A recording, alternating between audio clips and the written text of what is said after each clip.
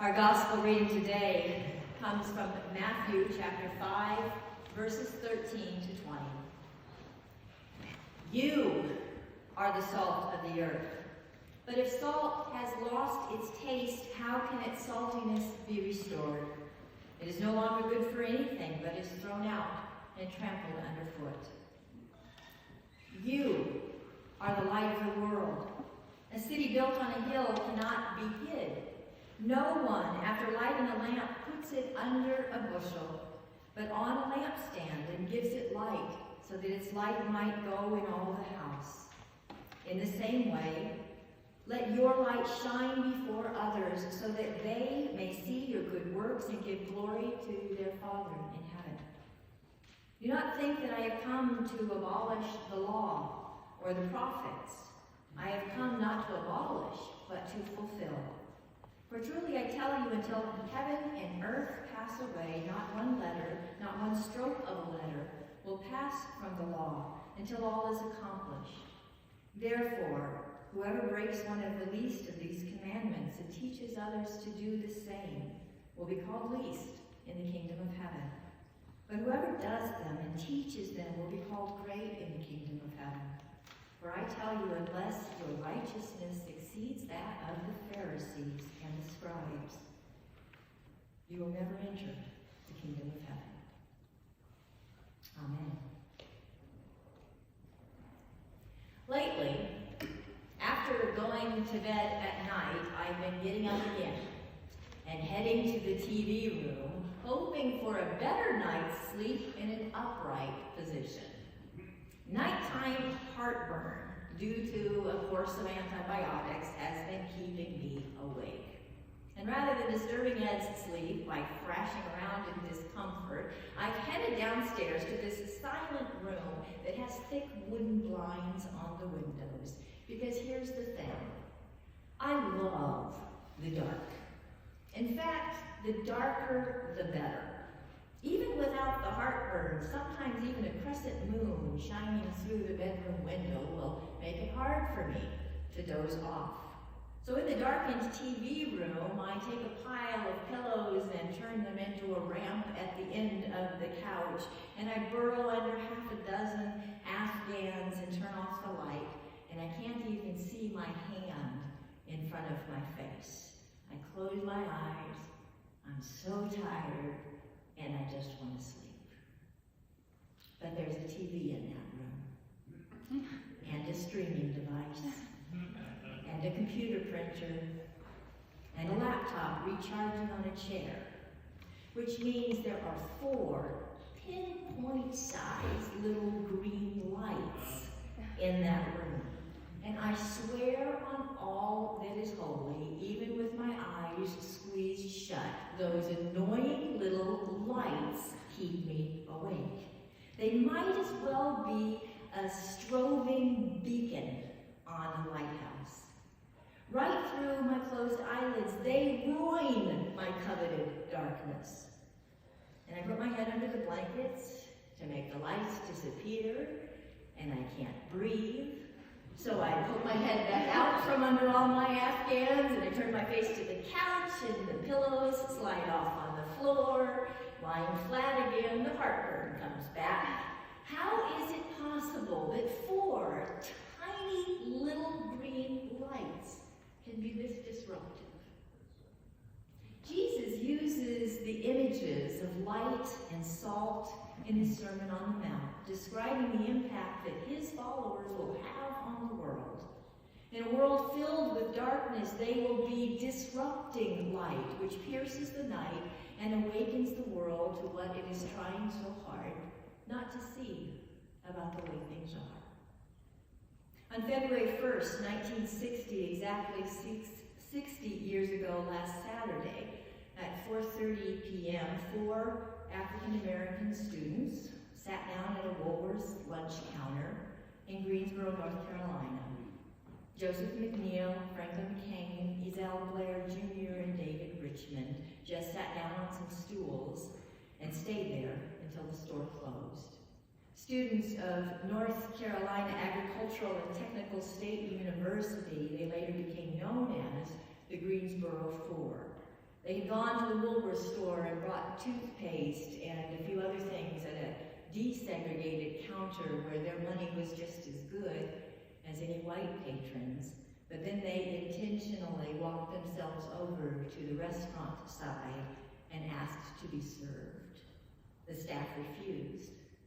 Blacks don't eat inside next to white people. The second day, TV reporters were there and the community learned about what was happening, and on the third day, about 60 people came to the Woolworth store, but the company's national headquarters said they were, quote, abiding by local custom and maintaining the segregation policy.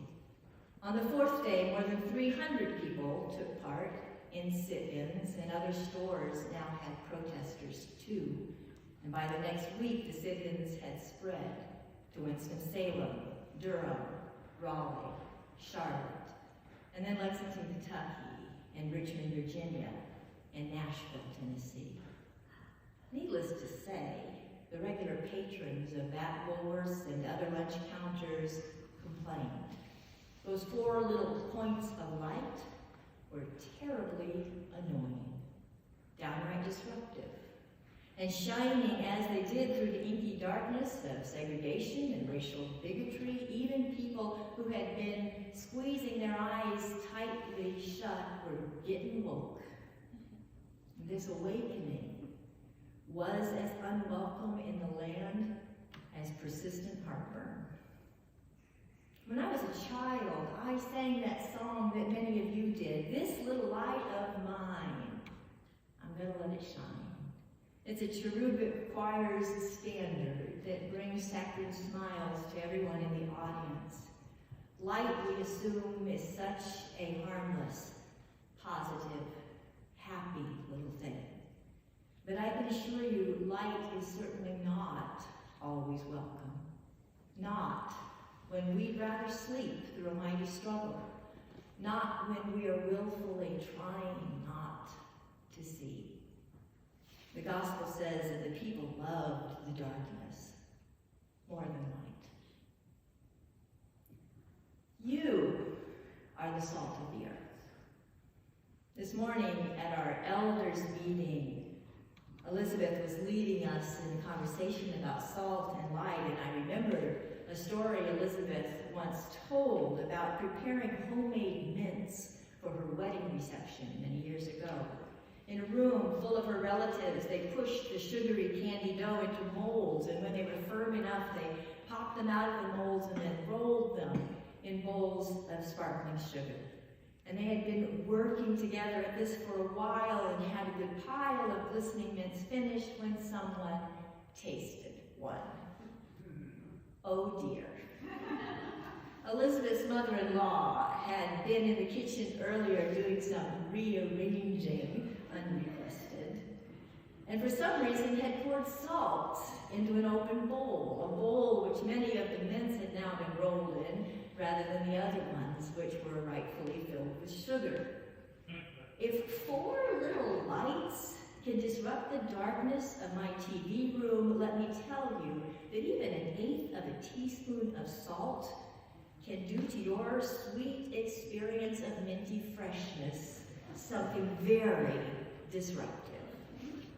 Salt and light, they have this thing in common. They change what they touch. Light will illuminate and penetrate the darkness, simply because that's what light does, even a tiny bit of it. Salt will intensify and change and transform the flavor of whatever it touches, even a tiny bit of it, because that is what salt does. In February of 1930, 90 years ago today, Mahatma Gandhi couldn't stop thinking about salt. Day and night he pondered it.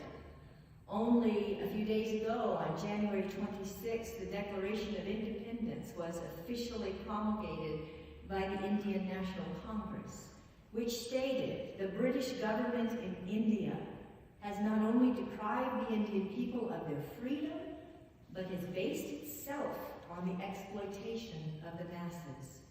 and has ruined India economically, politically, culturally, and spiritually.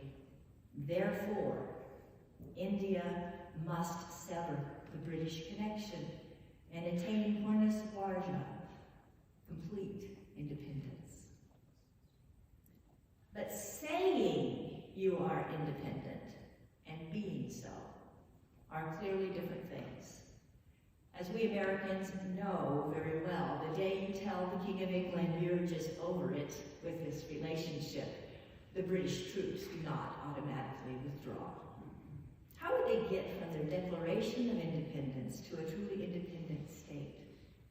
Gandhi knew he wanted to organize a nationwide movement of nonviolent non-cooperation with British rule. He didn't want an all-out war with Great Britain, but he and Nehru were in agreement. They did want the British to leave Indians to govern India. Under British rule, Indians were not allowed to harvest salt from their own beaches in the way they had done so for thousands of years. All salt production and sales were under the control of the British government.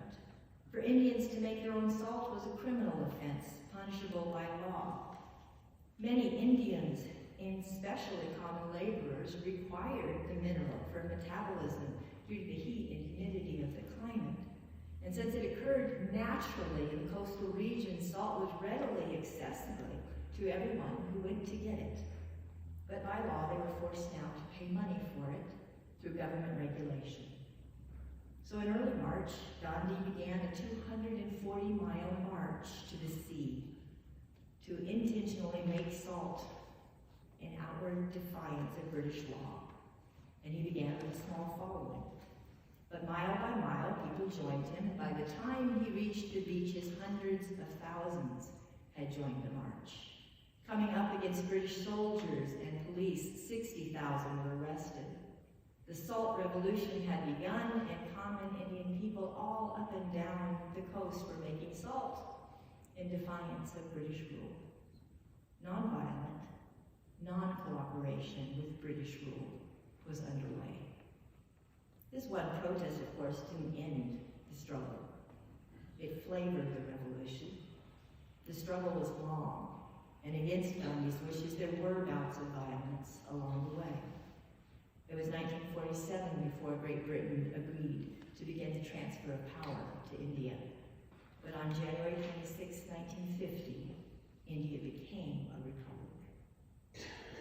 My colleague in Louisville, Kentucky, Derek Penwell, said this about today's scripture yesterday. The essence of light and salt isn't changed by its environment. Light is still light in darkness. Salt is still salt, even if you throw it in water. Instead, salt and light change the nature of that to which they're applied. And that's the point. Salt and light aren't for themselves. Their usefulness comes from being applied to other things. Salt and light are what they are, no matter where, no matter what. So what did Jesus mean when he said, if salt loses its flavor? Salt and light can't just decide not to be what they are, but we can. We can fail to remember who we are, no matter where, no matter what. We can choose to let the environment change us, rather than us change the environment. Senator Mitt Romney's received a lot of attention this week. After a long and painful impeachment process which ended with bitter divisions made ever more bitter, our two political parties remain exhausted and angry. Some journalists have called Romney a new party of one. He is the party of one, of course, because his political views do not align with the Democratic Party. And he is now a pariah to the leaders of his own Republican Party. And he knew it would happen when he broke ranks. And And so he explained his position first on the Senate floor, his voice clearly choking with emotion. He said, as a senator juror, I swore an oath before God to exercise impartial justice. I am profoundly religious. My faith is at the heart of who I am. I take an oath before God as enormously consequential. I knew from the outset that being tasked with judging the president, the leader of my own party, would be the most difficult decision I have ever faced, and I was not wrong. Romney went on in his speech to carefully lay out his reasons for voting for President Trump's removal from office, knowing he would be in the minority, knowing that breaking ranks would not change the outcome. And you can read about that online. But my interest is with this public statement of faith in the midst of our very public and political life. The impact his faith had on him and what he describes as one of the most difficult things he has ever been through in life. He went on to say, I support a great deal of what the president has done. I voted with him 80% of the time. But my promise before God to apply impartial justice required I put my personal feelings and my political biases aside. Were I to ignore the evidence that has been presented and disregard what I believe to be my oath and what the Constitution demands, for the sake of a partisan end, it would, I fear, expose my character to history's rebuke and the censure of my own conscience. Like Senator Romney, I belong to a political party. I'm proud to be a citizen of the United States. I'm an involved citizen trying to do what it is in my power to do for my country. But above any party, above even nation, I have a higher responsibility to the lordship of Jesus Christ. And in today's gospel reading, and in today's psalm reading, and in today's reading from the prophet Isaiah, it is clear what God demands, that I be as useful to the world as salt and light. Salt and light, whose usefulness arises when it is applied to other things, not when applied to my personal advantage. Salt and light, which are what they are, no matter where, no matter what. I do still love that song, This Little Light of Mine. I'll never stop singing it. But I can't help but see a glaring theological problem in the lyrics. That song is all about me and mine. And it's true, mine and shine are important to the rhyme scheme. But it misses an important point of the gospel. When Jesus says, you are the salt, you are the light, he's really saying, y'all are the salt, y'all are the light. Or if you're from Pittsburgh, Ewans are the light, and Ewans are the salt. Or maybe you guys are salt and light. We don't have a handy plural in proper English for the word you, but Koinonia Greek does. And Jesus uses that here when he says that we are salt and light. Jesus isn't envisioning one annoying little pinpoint light shining in the world all by itself. After all, we are so much more annoying when we get together. The Greensboro Four became hundreds. The small band of Gandhi's original marchers became hundreds of thousands. And when the whole church claims our identity as salt and light in the world, when we determine that the world will not have us change ourselves to be like it, but we will change the world to be like Christ, then the kingdom of God will come on earth as it is in heaven, and every little light will shine. Amen.